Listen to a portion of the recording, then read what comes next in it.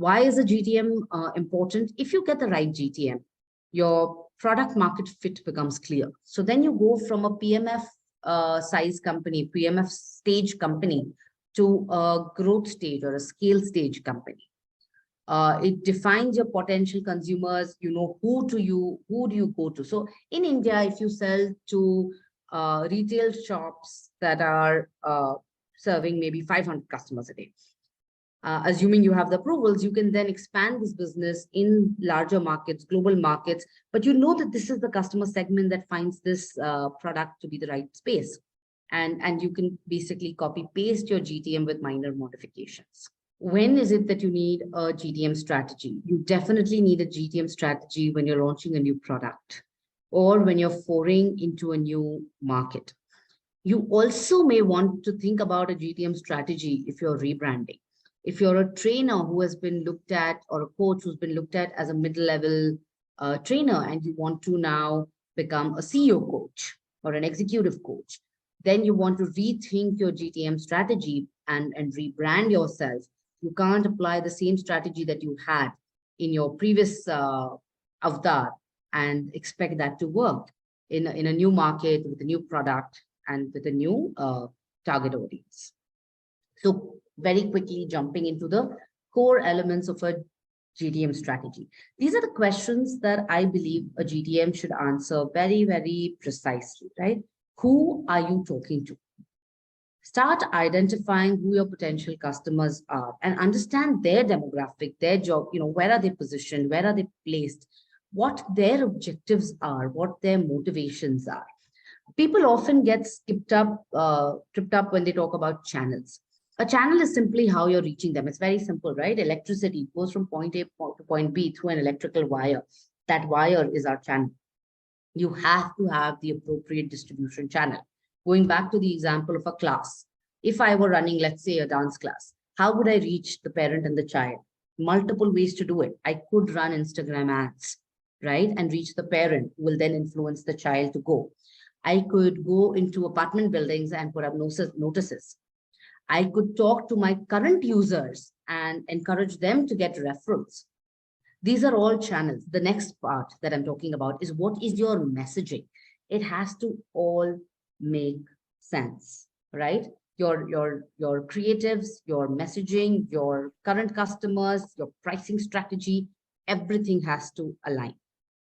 And then the final aspect, which most people don't think is part of GTM, but I believe is critical to GTM, is how are you transacting with your customer, right? Are you doing a product sale? Are you doing a rent?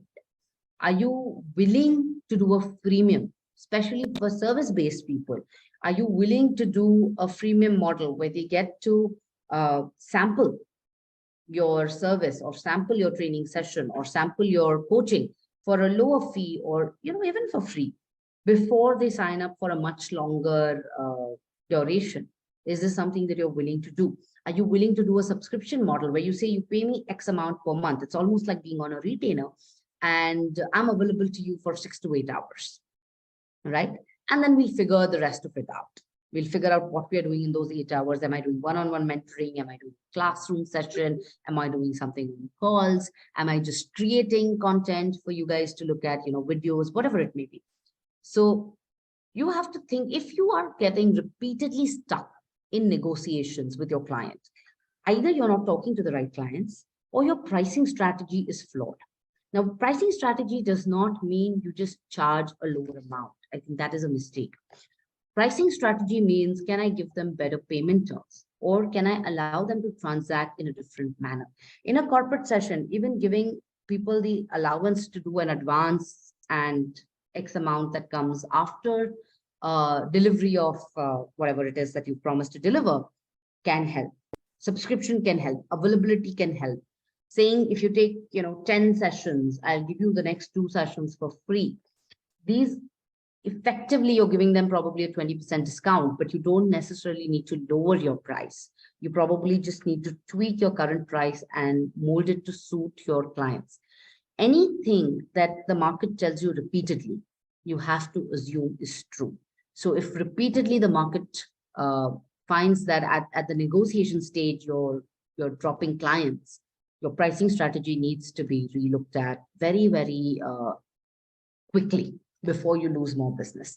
Now, this was at an organization level. Some of you are leading your own organizations or are freelancers, and this makes perfect sense for you. Okay, so how do you devise a strategy, right? First, obviously, we will identify the problem we are solving. Are we training mid-level managers? Are we training first-time managers? Are we teaching young children dance? So see, I'll give you an example. Am I teaching young children dance, or am I keeping them occupied during summer? What is the problem I'm solving? Now, it looks like both of them are dance classes. But if I'm trying to teach them dance, I will focus my messaging on which form of dance, how much they will learn, how well they will perform. I will ensure the children are able to go home and showcase to their parents intermittently that they have gotten better. Whereas if my problem that I'm solving is keeping them occupied during these really hot summer months, then I will focus on making sure it's fun. A lot of children are there. They're doing something interesting so that they keep coming and, not telling their parents how they don't want to go for this class and adding to their parents' woes.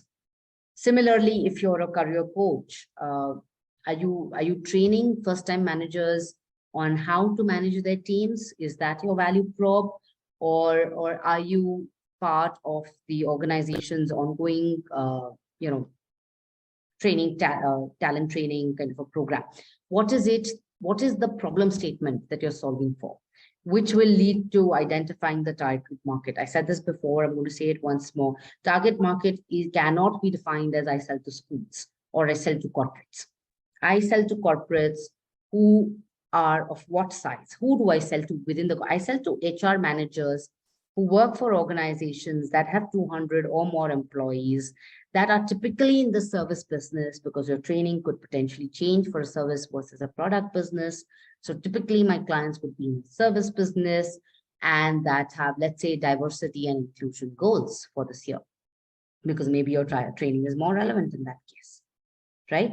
So define your target market in a very granular fashion. Ishita had put a question on the chat box, which I looked at. If you're just starting your business, how do you identify your target market? Ishita, when you create a business, you have to first come up with an hypothesis. You think these are the kind of people who would buy your product. Then you go and you have 10 conversations. In those 10 conversations, you listen, you really, really listen to what that market is telling you. Either you've identified the right market, in which case you're able to sell to them, or you find that no, none of those 10 people bought my product. Then I come back and think about, is my market wrong? Is my pricing wrong? Is my model wrong? Or is my timing wrong? If it is a seasonal product, maybe it's just a matter of timing. I cannot run a summer camp during exam season, right? So then you have to question each of the 4 questions that we spoke about earlier. You have to see which of these questions you need to change and then go back to the market. The only way to create a robust GTM is to create a strategy, start with a hypothesis and interact with the market. That's why I said right at the beginning of the session, a GTM is not a classroom, classroom activity. It cannot, Chitra and I cannot get together today and make a GTM for a community. Once we create a GTM, she has to actually go and get people in the community and figure out whether the GTM is working or not working, right? And if it's not working, you make changes to it. Study the market, obviously, thoroughly. Priyanka spoke about it. You must know your competition. You must know the benchmarks. You must know if they buy from me, who is it that they're choosing me over? Who is it that they're not buying from? And what am I giving them that's better? This does not always mean lower price. In fact, often it does not mean lower price. If you understand the goals of your target market, what does this HR person want? Does she want maximum people to be covered? Does she want a certain kind of people to be covered? Is cost her biggest concern? Is timing her biggest concern? If you're able to identify what her biggest goals are or what her biggest concerns are, then you will have a value prop that fits with that concern. And it does not always have to be pricing. So knowing your competition and their GTM is important. You don't have to copy paste. Never copy paste competition's GTM, but be aware of it. Pick up what's working and discard what's not, right? Creating a very, very compelling value-oriented brand message. Your brand message should never be about the money you charge. You shouldn't do what Tata did with Nano. You shouldn't say I am the cheapest unless that is your value prop. Unless you are in the market to give the cheapest garbage bags, let's say. And then you say, you're paying 1 rupee per day for your garbage disposal. I'm going to give it to you at 50 paise. That's okay. In some cases, that is your value prop. But because all plastic bags otherwise probably are the same. But in most products which are more evolved than the garbage bags, pricing should not and does not need to be your value message. Your value message has to be about your children will have a fabulous 1 hour and they will learn something. Or your value prop has to be this education product will change the way your teachers interact with the students, right? What is your value prop? And does that solve a problem for the person who's buying? Does that solve a problem for the principal? Don't imagine problems. Please find out what the real problems are, right? Create a pitch where the buyer's journey is embedded. This is another very important part. You talk about what you do today and what you'll do differently once you buy my product. Today, your first-time managers find it very difficult to give feedback to their teams. After having attended 2 training sessions with me, they would have learned to give constructive feedback immediately in a manner that is not hurtful, aggressive, abrasive, etc., and therefore help develop their teams much better. Right? So today, what do they do and how are they going to do things differently after having interacted or used your product?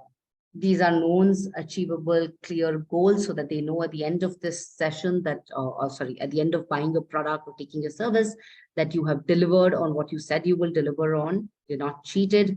Pick up the right channel. Very, very, very important. That electricity we spoke about, which goes from point A to point B through an electrical wire. If I try to put that electricity through a telephone wire, it's not going to work. Your channel has to be correct. What is the best way to reach this HR person? Is it a door-to-door call? Is it a cold email? Is it through her friend making an introduction? Is it through the CEO telling her to look at my business? Is it through some junior member in her team who have evaluated 10 and then say, this is the best business? What is the best way? Or is she very active on LinkedIn? Is that something that I can use to connect with her? Many ways to get to your target audience. Pick the right channel to get to your people and the right business model. Again, very important, GTM strategy is not a stagnant document. At the beginning of your business, Ishita asked this question, right? At the beginning of your business, you made a GTM strategy. It worked well for 6 months, 9 months, 1 year. At the end of 1 year, you found that it's getting increasingly hard to use the same strategy and get business. What's happened? Is your product still relevant? Has competition entered the market? Has the pricing changed? Has the market dynamic changed? What do I need to change in my GTM in order to continue to get the business I'm getting? Must always have regular touch points, relook at your GTM, evaluate if what you're doing is still relevant for your audience.